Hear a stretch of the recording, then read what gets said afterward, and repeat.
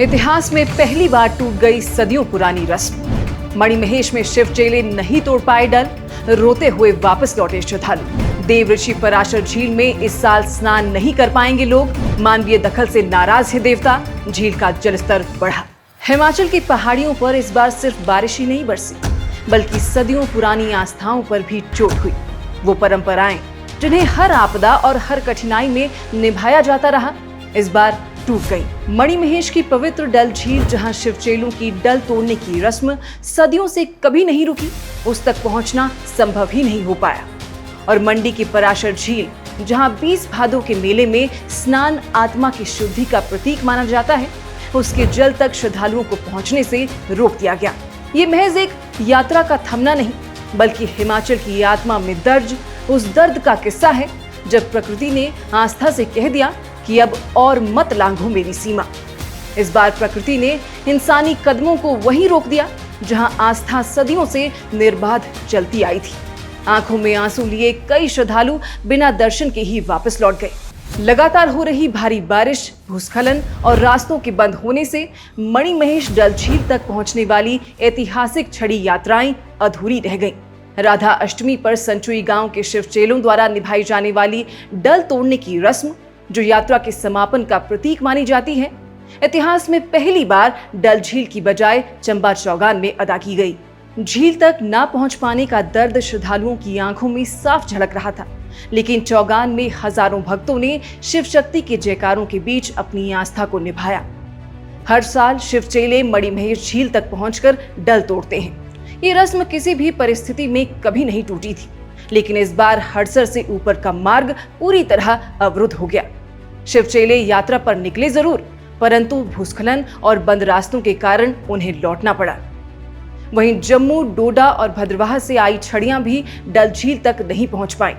यही नहीं, स्थानीय लोग भी मानते हैं कि ये पहला अवसर है जब कोई भी छड़ी मणिमहेश झील तक ना पहुंच सकी। चंबा चौगान में रखी गई पवित्र छड़ियों की परिक्रमा करते समय श्रद्धालुओं की भावनाएं उमड़ पड़ी। हर हर महादेव के गगनभेदी उद्घोष गूंजे और भक्तों ने कहा कि भले ही हम डल झील तक ना पहुंच पाए हों, पर भगवान शिव सर्वव्यापी हैं। आज चौगान ही मणिमहेश डल बन गया। ये मानवीय आस्था का ऐसा उदाहरण है जिसने आपदा में भी अपनी राह खोज ली। एक सप्ताह से मौसम के ठहरने का इंतजार कर रहे श्रद्धालु छड़ी के साथ बिना दर्शन के ही लौट गए। महिलाएं बच्चों के मुंडन संस्कार के लिए मणिमहेश जा रही थीं, मगर इस बार उन्हें महादेव के दर्शन का सौभाग्य प्राप्त न हो सका। कई लोग आंखों में ये आस लेकर लौटे हैं कि अगली बार बाबा उन्हें दर्शन जरूर देंगे और वे मणिमहेश तक पहुंचने में कामयाब होंगे। कई श्रद्धालुओं ने चिंता जताई कि मणिमहेश झील की पवित्रता लगातार खतरे में है। सफाई और नियमों की अनदेखी, प्लास्टिक कचरे का जमाव और बढ़ती भीड़ प्रकृति के क्रोध का कारण बन रहे हैं। उनका मानना है कि भविष्य में हर भक्त को नियमों का पालन करना होगा, अन्यथा झील और परंपराएं दोनों खतरे में पड़ जाएंगी। सिर्फ मणिमहेश ही नहीं, मंडी जिले का पवित्र पराशर क्षेत्र भी इस बार प्रकृति की नाराजगी का गवाह बना। देव ऋषि पराशर के प्रांगण में होने वाला 20 भादों का पावन स्नान, जो इस बार 4 सितंबर को पड़ रहा है, को लेकर मंदिर कमेटी ने पहली बार श्रद्धालुओं को झील से दूरी बनाने की सलाह दी है। एडवाइजरी जारी कर भक्तों के स्नान पर रोक लगा दी गई है। मंदिर कमेटी और देव करिंदे सांकेतिक रूप से रस्म निभाएंगे, लेकिन कोई भी भक्त झील में स्नान नहीं कर पाएगा। मंदिर कमेटी ने स्पष्ट कहा है कि देव पराशर मानवीय दखल से नाराज है। झील के बढ़े जलस्तर और अतिक्रमण जैसी गतिविधियों ने देवता की शांति भंग की है। संकेत पहले ही मिल चुके थे।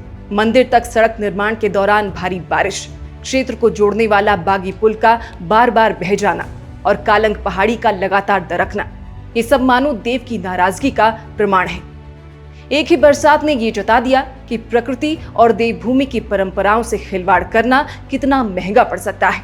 मणिमहेश की डल तोड़ने की रस्म और पराशर झील का पवित्र स्नान, दोनों ही टूटना हिमाचल के इतिहास का दर्दनाक अध्याय है। आज सवाल यही है, क्या हम आस्था को सिर्फ परंपरा मानते रहेंगे या उसकी रक्षा के लिए जिम्मेदारी भी निभाएंगे? हिमाचल के देवस्थल हमें चेतावनी दे रहे हैं, अगर पवित्रता और प्रकृति की मर्यादा को ना समझा तो परंपराएं टूटती रहेंगी। बाकी हम वीडियो के माध्यम से आप तक देववाणी और देवताओं द्वारा जाहिर की जा रही नाराजगी को लगातार रखते आए हैं। आपसे बस इतना आग्रह है कि हमारे पहाड़, हमारी संस्कृति देवी देवताओं से जुड़ी है। यदि हम देववाणी को ही चुनौती देंगे तो इन पहाड़ों पर कौन आशीर्वाद बनाए रखेगा। अभी फिलहाल के लिए बस इतना ही। नमस्कार।